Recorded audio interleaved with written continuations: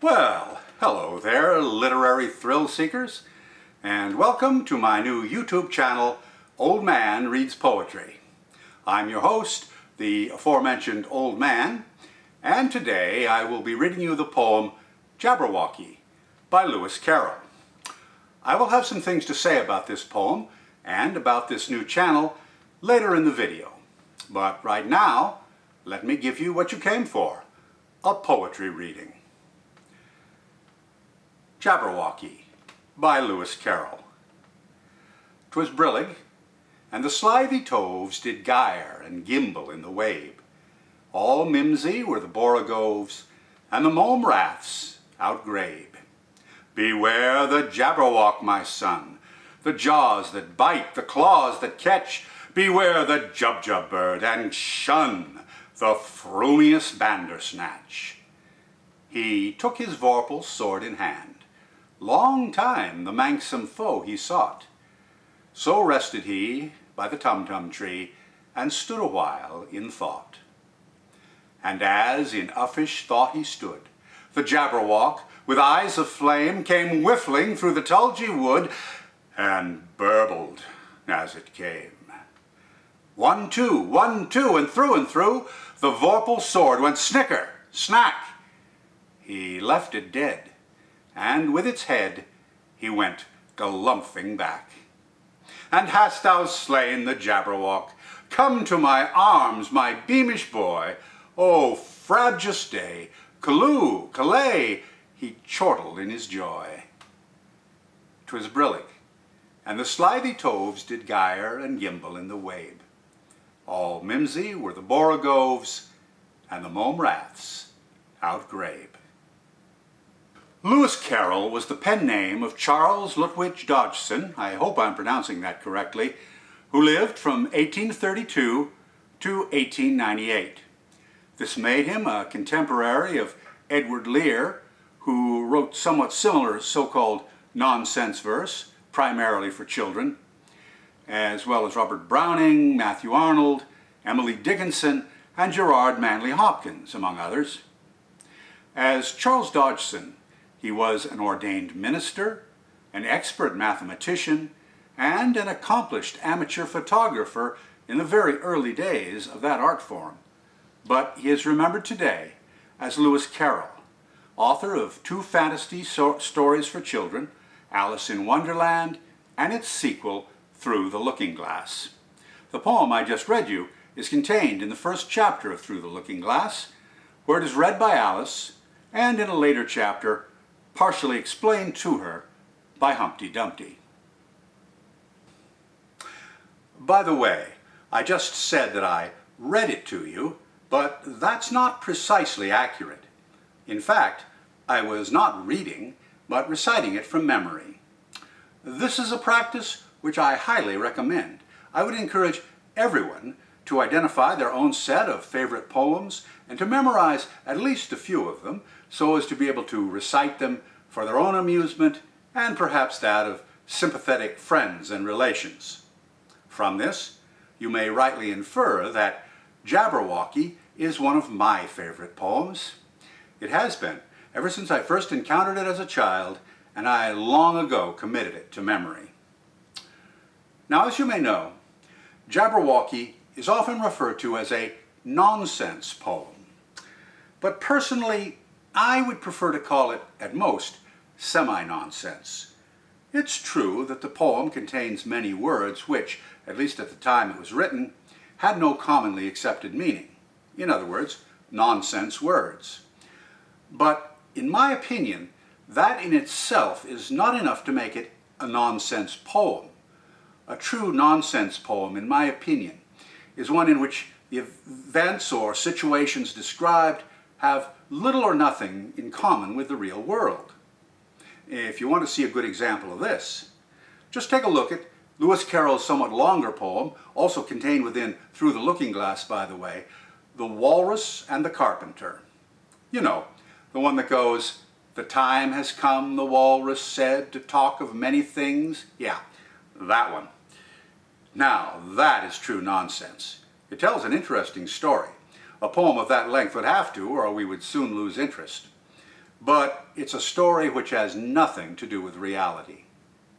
If you disagree with me on this point, please feel free to tell me in the comments below, but if you do so, please be prepared to explain how the walrus and the carpenter intersects with reality in any meaningful way.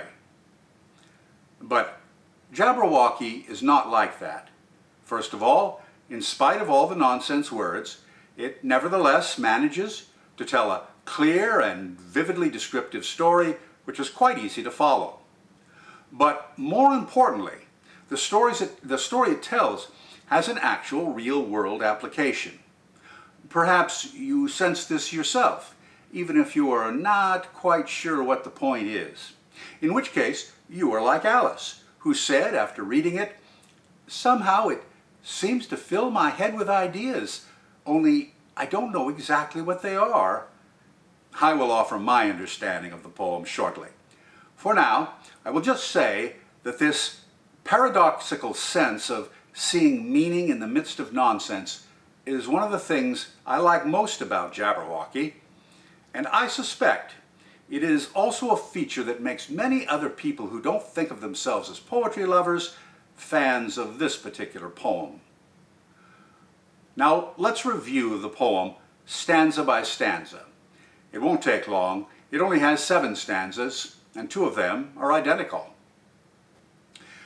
It begins with this. Well now, this really is nonsense. It has no discernible meaning, even if Humpty Dumpty tries to give it one. It is as if the poet is saying to his readers, if you don't like straining your brain to figure out what a poem means, you'll love this poem, because this poem doesn't mean anything. But watch out, because even as he says this, he's winking at you and has 2 fingers crossed behind his back. He is about to pull a fast one on you. Now the second stanza is quite different. It has a meaning which is very obvious. A father is warning his son about some of the dangers he may encounter in life, and although the names of the monsters he may face are entirely fictional, the sense of ominous threat is quite clear and real. The third stanza is also perfectly clear. It gives us the son's response. And to his credit, we don't see the son cowering in fear, paralyzed to inaction by his father's grim warning. On the contrary, he simply arms himself and goes out to face the peril. And as he does so, I like to think of him saying, maybe the Jabberwock should fear me. The confrontation is not long in coming. We see it in the next stanza. And though there are some nonsense words here, the picture of a ferocious monster approaching is vividly and unambiguously described. Carroll's Through the Looking Glass was illustrated by the great English illustrator and political cartoonist John Tenniel, and these illustrations are probably his best remembered works today. Here is Tenniel's interpretation of the Jabberwock, which he makes look appropriately scary, don't you think?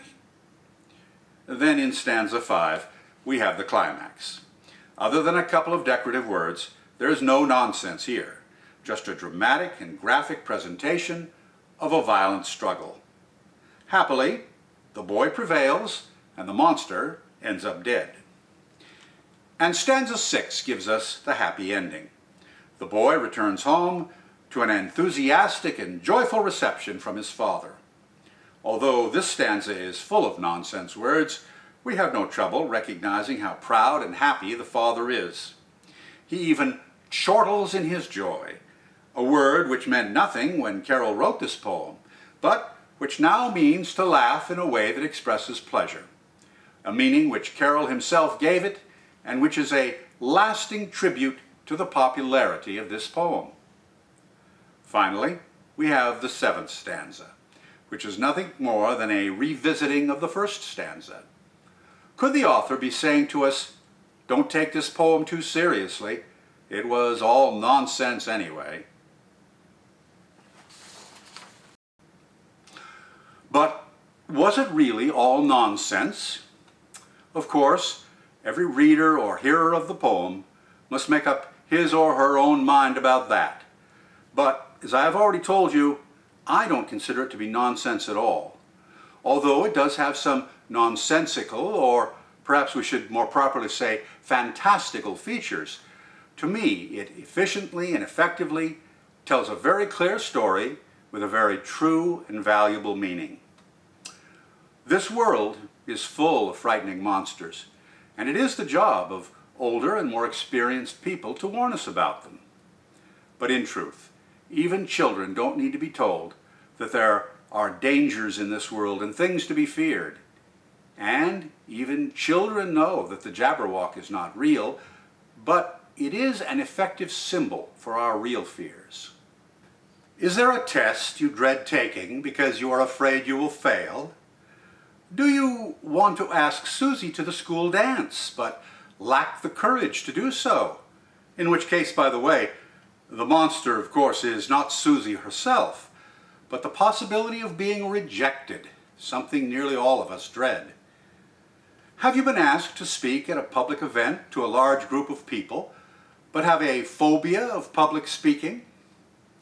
Is there a bully at work who is constantly trying to make you look bad in front of your co-workers and supervisors? These are just a few of the many faces of the real Jabberwocks in our lives. And this poem tells us a hopeful and encouraging story. If we refuse to cower before our own monsters, if we take up our vorpal sword against them, so to speak, we can prevail. We can overcome our monsters. And this is a very useful reminder. The victory of the unnamed boy in this poem gives us a blueprint for our own success. We can face the Jabberwock head on and kill it.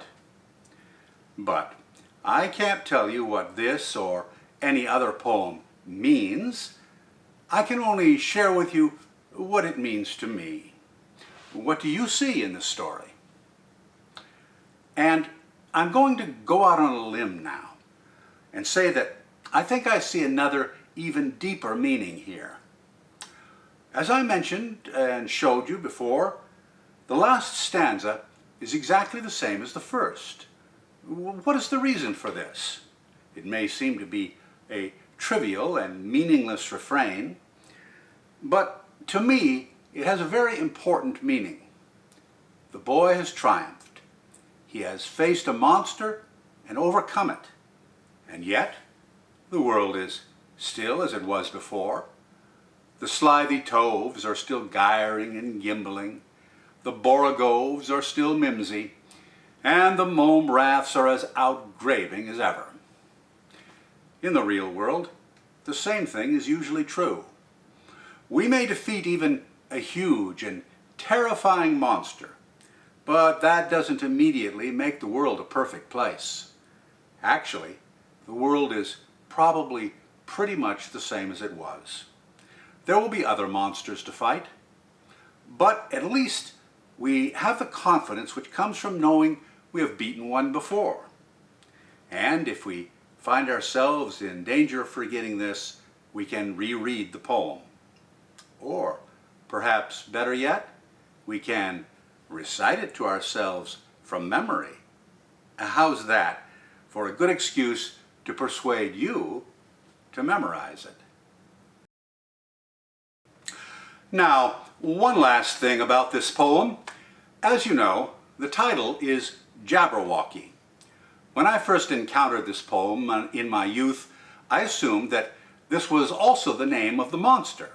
And from the many references I have seen on the internet to the Jabberwocky, I know that I'm not the only one who has ever labored under this misapprehension. But it is mentioned 3 times in this short poem, and each time it is referred to as the Jabberwock. That's what the monster is called. It's a Jabberwock.